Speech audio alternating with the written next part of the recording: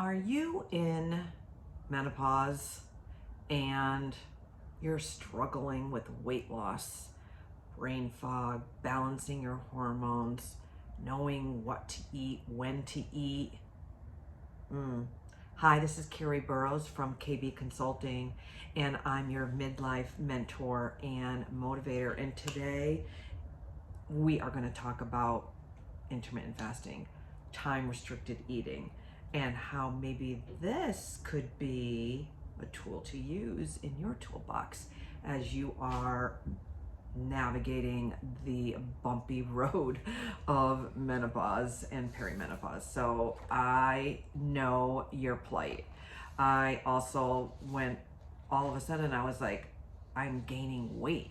Nothing I normally did, exercise, nutrition, I started exercising more, helped. My fat was redistributing around what I call the darn jelly belly, that menopause belly. And I was like, what is going on? And I felt off balanced. I felt brain fog. I just felt low energy. I wasn't sleeping. And one of the tools that I have learned for myself that worked, and I've been doing it for a good, I'd say 7 years consistently, is intermittent fasting. And I want to share something with you and see if this is something that you want to consider in your journey in midlife. So I want to say first that I am not a doctor, and if you are on medication or dealing with diabetes or some kind of a health concern, even if you're not have a health concern, you may want to talk to your healthcare provider. Is there any contraindication for you to consider an intermittent lifestyle? And it's not a diet. This is not a diet. It is a lifestyle. But you may want to talk to them first. I did not talk to my healthcare provider because I just know my own body, and I've done a lot of the research, and I wasn't on any kind of medication or health concern that I was worried about. So I just dove in and started intermittent fasting. And some of the reasons why I really like it is it's simple, it's free. You don't have to go to the store to get anything else that you need to do it. It can be done anywhere, no matter where you're living or on vacation or at somebody's home. You can choose to do intermittent fasting no matter where you are. And I choose to do what they call the most popular model is 16-8, but I do actually 17-7 is usually what I do. So 17 hours of a fast and 7-hour window of what they call feasting, but I won't say feasting, it's eating healthy, nutritious meals versus grazing and snacking all day. That is actually one of the myths. Like, oh, my window opened and I can just eat whatever I want, whenever I want during that 7-hour or that 8-hour window. No, that doesn't work for women in menopause and in perimenopause. You really have to eat wholesome, nutritional dense foods in those macronutrients. So in that protein, the fiber, carbohydrates like the vegetables, some fruits, and then healthy fats. And you are staying away from the crackers, the popcorn, the chips, the candy, the pasta, the breads, the muffins. You're staying away from all of that stuff. And you are eating that wholesome food. Some people and some women find even more benefit by doing intermittent fasting and a keto lifestyle. I choose not to do a keto lifestyle. It doesn't work for me. I find I'm not happy in my food choices. I find it so restrictive that it hurts the other parts of my life and joy and being with family and eating a healthy meal that I enjoy eating. So for me, keto doesn't work, but you can get amazing results doing intermittent fasting and a keto lifestyle. They want you to be more on that fat burner side of things versus the sugar burner. So I understand the science behind it, but for me, I just can't stay in ketosis because I like certain kinds of foods. I like certain kinds of vegetables. I like certain kind of fruits. I like certain kinds of dairy products. I like certain things that I find the benefit of the other parts of my health and well-being to work for me. But you need to find the recipe that works for you, and that is really how I coach. I really try to find the recipe and support you where you are.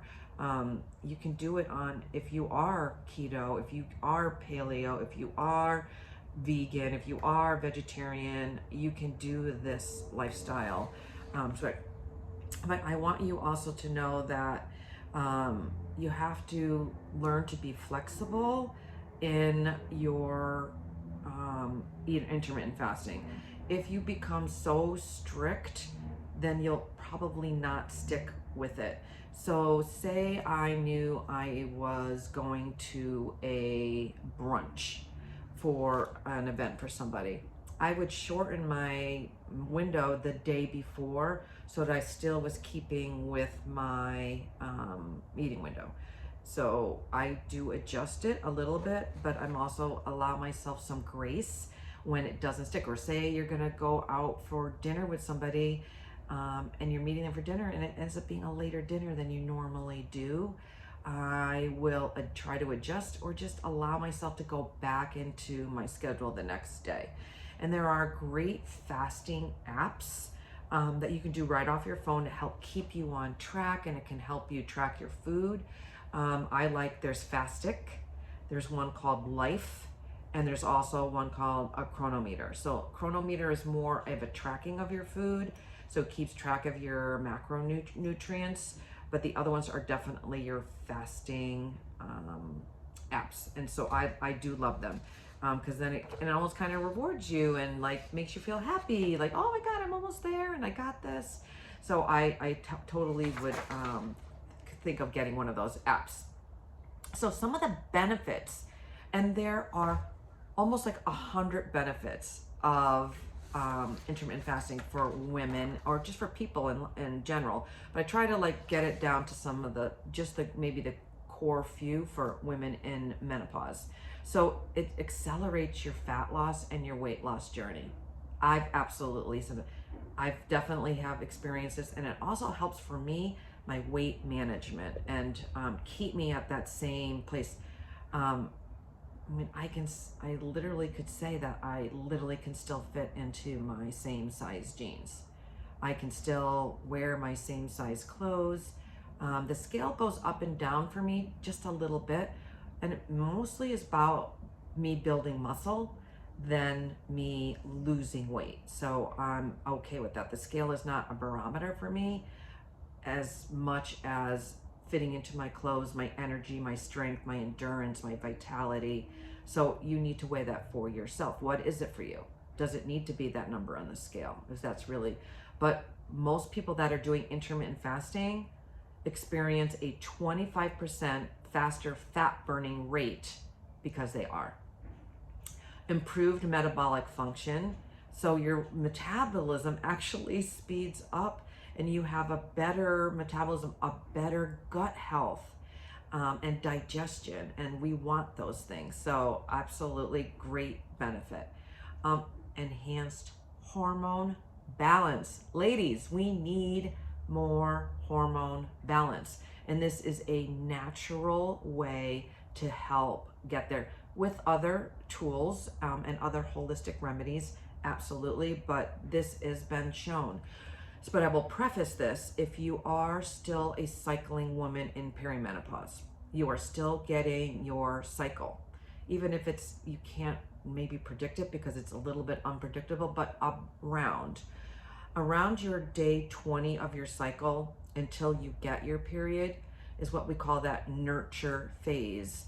And it's recommended by Dr. Mindy Peltz, who's done great research and has really gathered all of this and has written in her book called Fast Like a Girl that we should not be fasting during that nurture phase, that we should be nurturing our body, because fasting during that phase could be affecting your progesterone level, which also could cause your cortisol level to go up and cause more stress on the body, which can cause you to gain weight.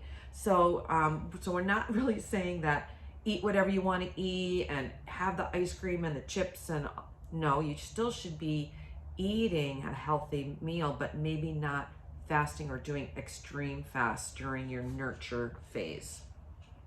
Another benefit is cellular renewal.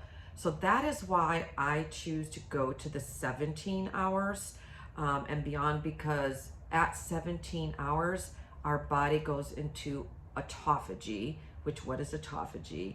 It's really when our body starts like eating up all of the bad things that are in there, and cell renewal and regaining those new cells. So I like to get to that point.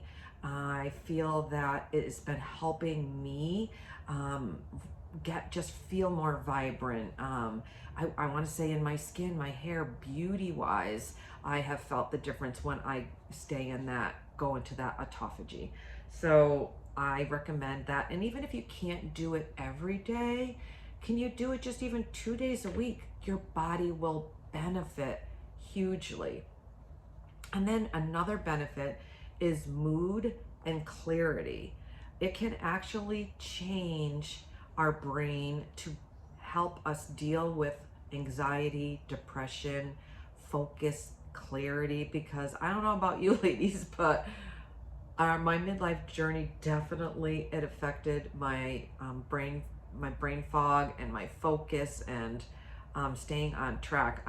It definitely affected me. So this absolutely will help and will boost those brain boosting hormones, and we want that. So those are some of the great benefits to be considering doing a intermittent fasting lifestyle. So one of the things I wanted to talk to you though about is some of the don'ts.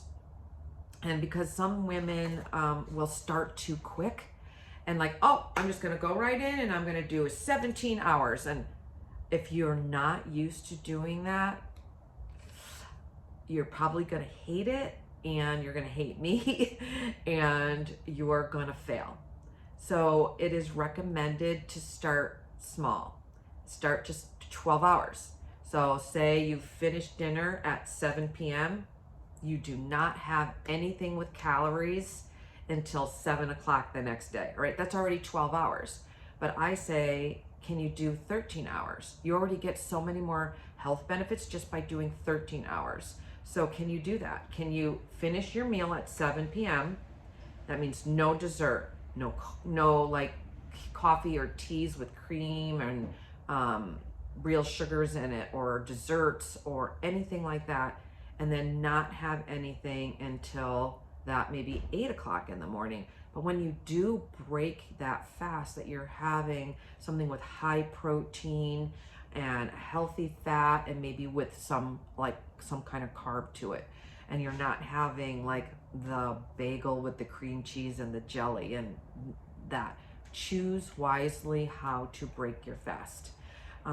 Eating the wrong foods, and again, this goes back to going back to eating those whole foods. Like if you are choosing to eat foods that are processed, that have bad seed oils, that are full of sugar, that are full of the white flour, full of gluten, if you're sensitive to that, full of all of those extra big calories that don't serve you, then you're not going to get the benefit of losing weight and the fat loss that this can provide.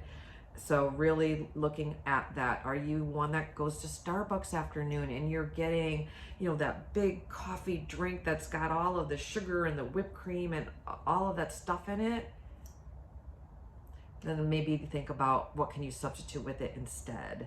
And then knowing that another mistake is unknowingly breaking your fast.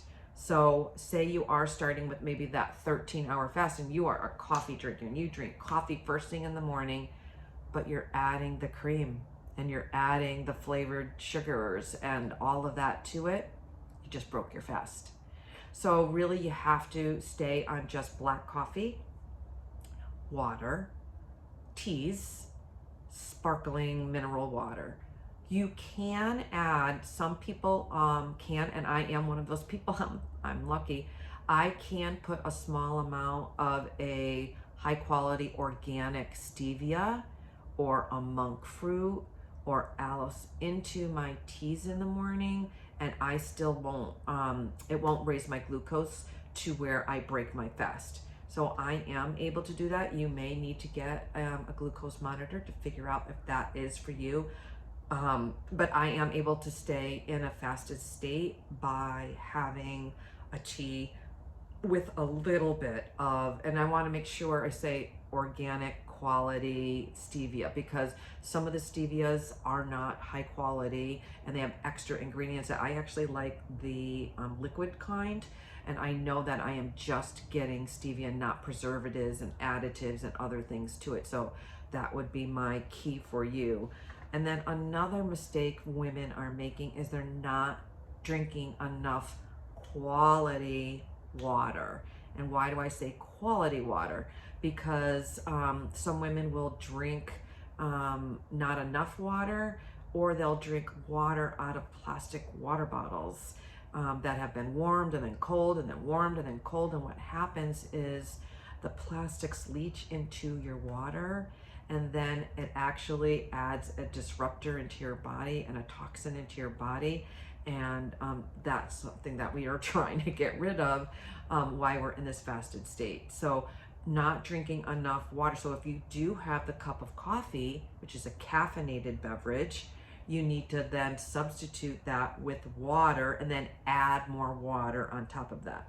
So what is that for you? I always recommend my clients to start their day before they even have a caffeinated beverage is to drink a good 16 ounces or more, so like of water, before you even have your caffeinated beverage. Start your day with water, or some people will start with like a warm lemon water with a Celtic sea salt in it. That also is a benefit. I have found just squeezing a little bit of fresh lemon in my warm lemon water with Celtic sea salt does not break my fast. Excuse me. And so what can it be for you? So intermittent fasting, ladies, you got to try it. It is amazing. I love it. And I'm here for you to be on your journey.